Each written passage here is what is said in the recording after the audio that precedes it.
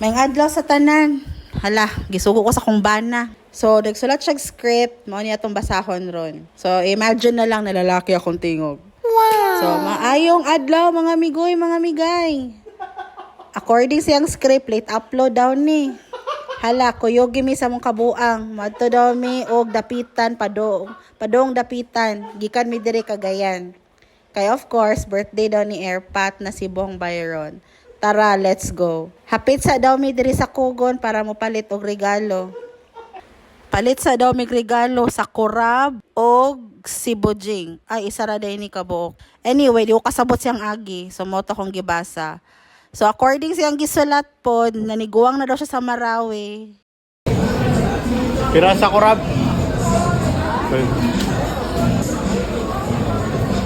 50. Buti man. Ago kuan. Video na ko niyan. I-vlog kami kon. Ago dulaw.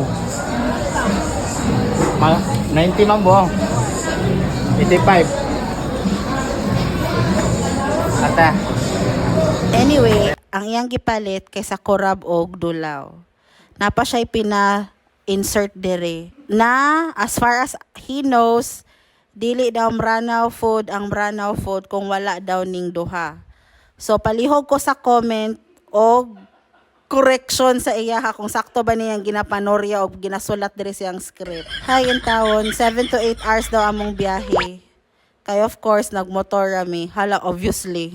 Nihapit po daw mi sa 7-Eleven sa Naawan kay mga pe. Tapos, fast forward, dabot na tagmukas. Swerte kaayo, fiesta day dire, nakalibre mi og lunch. Lami jud basta libre. Ma'am, pwede mag-video? Oo, pwede, sir. Pista bitaw dire? Lagi. Office na dyan. Pista gid ay. Pista. Okay guys na.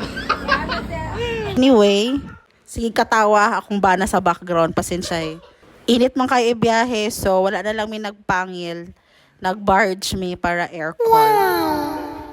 So anyway, fast forward na po tatanan. Naabot na tagdapitan. Happy birthday kay Itay, Bong Byron.